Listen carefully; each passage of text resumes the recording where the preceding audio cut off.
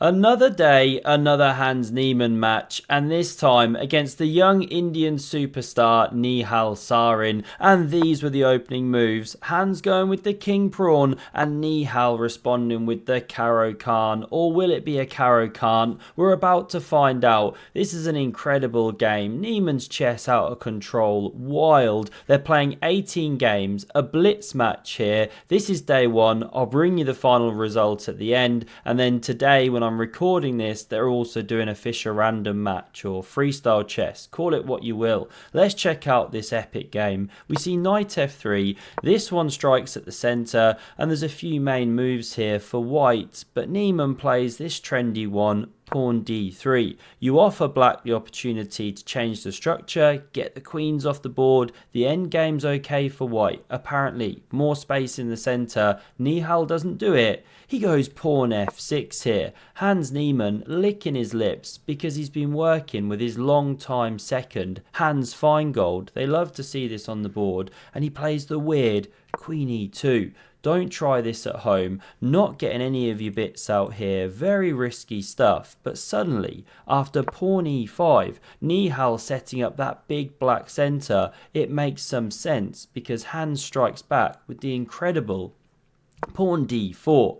He sets up a pawn cube in the centre of the board, also known as the pube in the business here. Incredible tension, if takes here, then the knight recaptures. If takes here, queen recaptures. You're not running into any of this. So Nihal instead plays bishop g4. This is razor sharp stuff here, and now he's threatening to take on d4. So Hans takes some action, shaves that pube. Now queen recaptures here, and he takes in the center, allowing this, leaving himself with a structure that only a mother could love. Queen takes back in the centre best, apparently, but pawn takes was played, and let's take stock, because Hans Niemann is sitting much better already out of the opening. The black king's exposed. This central pawn on e5's actually more weak. You've got the bishop pair, the knight's coming rapidly to c3, open file for the rook. This is a bad opening for Nihal. This one was played. You could go bishop b4, but just bishop d2,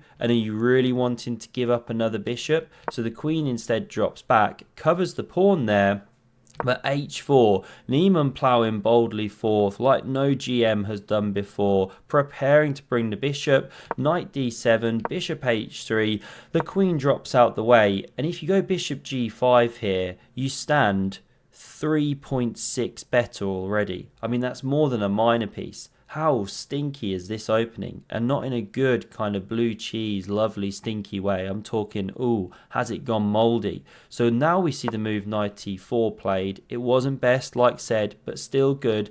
h6 keeps an eye on that key knight jump square. Bishop e3. This knight now develops here, and you want a castle in this position, but then there's lines where the pawn drops. So Niemann instead plays rook d1. You could have actually castled, by the way. You can even sack that pawn. Still good for white because the king could always run out like this, but not played. Now we get this huge pressure on the knight here. Rook and bishop combining. There are lines where you take here and everything. It's very horrible, but instead we see the move after knight b6 from Nihal. No taking on f6, but knight d6 check. Now it's not actually the best. Looks great to get control of the dark squares here, but you did allow black to develop a little bit.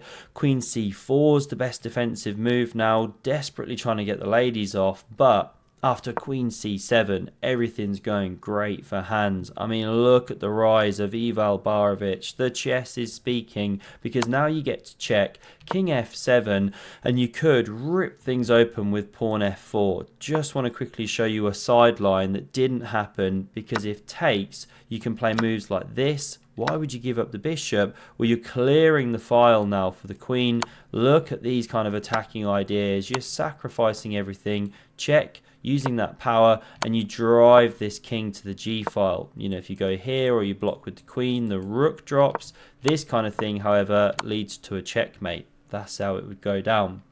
So coming back here, there are these amazing lines, right? But they weren't found after f4. Instead, bishop c5 converges, but it allows Nihal to defend. Now, this is actually the best defensive move. This one played, suddenly the bar swings. I mean, it happens so often in this game that we can't pause on everything. Again, you could sack for a sack mate, but instead we see bishop d6. Don't Botez gambit.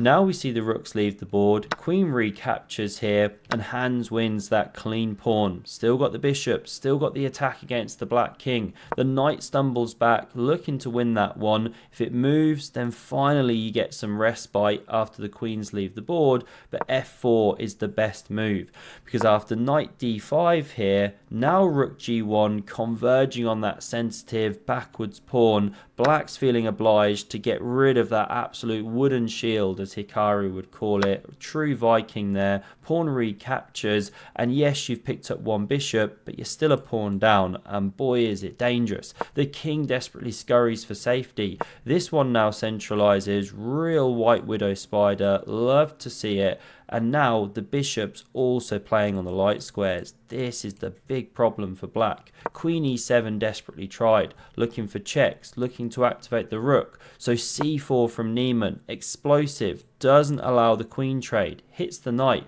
Check is played anyway, always play king f1, just made that up. Don't always play king f1, especially if you get checkmated. Now rook f8's played, and it's because you can leave the knight hanging. If you try and take, you lose your unprotected queen. What's the best way to go here to parry this pressure? Well, it's actually an immediate bishop f5, because you intercept the rook straight away. However, Niemann, he's in excellent shape. He just wanted to rook lift, really show those muscles off, but not the best, as you can see, because Nihal crashes through. It's counterplay. Now you have to go bishop f5 anyway, but after this knight e7, black's really fighting back, because you're going to be taking this bishop off the board. Then, it can't move, then you crash through. And if the rook defends, you get two sets of minor pieces, a minor piece and major leaving the board. The queen endgame should be technically drawn. The white king's exposed. Perpetuals. But check played immediately. Not the best. King g2, knight f4 check, looks dangerous, but after the sidestep and going for this pawn, rook f3 not only defends but attacks too. Very deadly. Nihal now plays this incredible move. I was about to say Niemann. Pawn to g5. Gary the debt collector doing the business, cementing the knight. Very risky to open the king more, but it does keep that absolute stalwart of a knight on the outpost. e6 though now. This one's running. Push 'em baby, as Yasser would say. Queen d6 goes for the discoveries, but a great move now. Niemann advances the c pawn, and if you take, well, you've left this key diagonal, and now the pawn pushes. It's incredibly dangerous. This is a big problem. These are some of the checkmating lines, for example. So after c5, not taken, the queen should go to e7, blockade the pawn, abandon these threats, but queen c7 maintains them, and it allows Hans to play rook g3, intercepting and setting up this brutal attack against the black monarch. What should you do? It's so tough. Knight d5, one of the better moves, or queen g7, but how crazy does that look to step into the firing line? Nihal tries rook e8, attacking that pawn, desperately trying to take it one day, this kind of thing maybe, but in response, we now see takes on g5. Nihal flicks in this cool move, about to win an exchange, but Niemann says so what? Bishop g6, great counter-attacking move. Those light squares coming back to haunt. Now we see takes, and the best way to play by far is pawn takes, because now, after say rook e7, coming away from the attack, you can simply take, you can cemento the bishop. I mean, it's so hard for black to do anything. There's just one sample line. Black's basically paralyzed, all these kind of threats on the way. So that was the way to go, take immediately. But we get bishop f7 check. What's the problem with this? Well, after king f8, now if you take, big problems. Look at that. Stock barnacle poops its pants, because takes, pawn takes, the queen drops, black is completely winning. So after this bishop f7 check, king f8, we didn't see takes. we saw queen g6.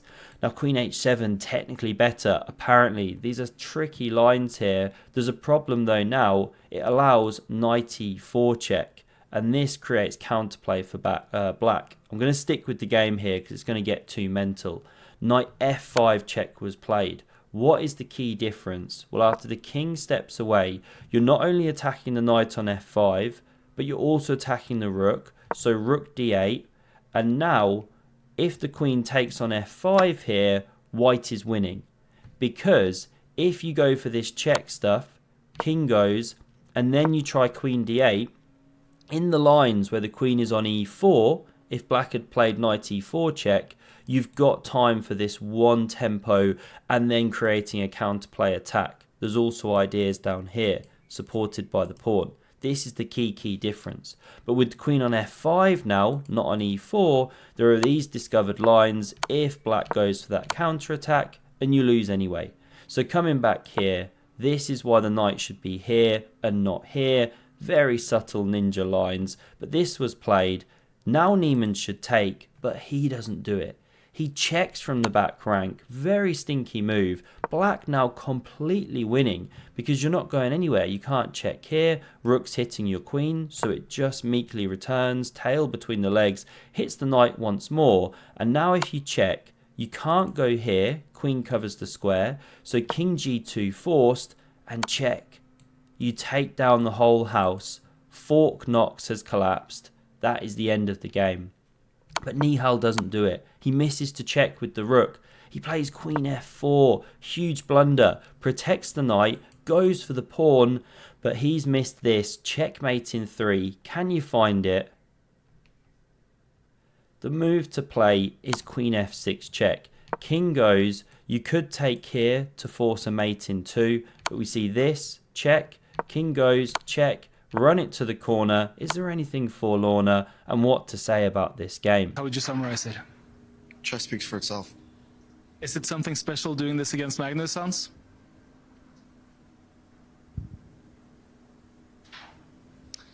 Hope you enjoyed it. Hans Niemann took the match 10.5, 7.5 in the end, wins it. Not that surprising. He's seriously strong these days on chess.com, blitz chess. Have a look at the video on screen for the great game, and I hope to see you again soon. Cheers.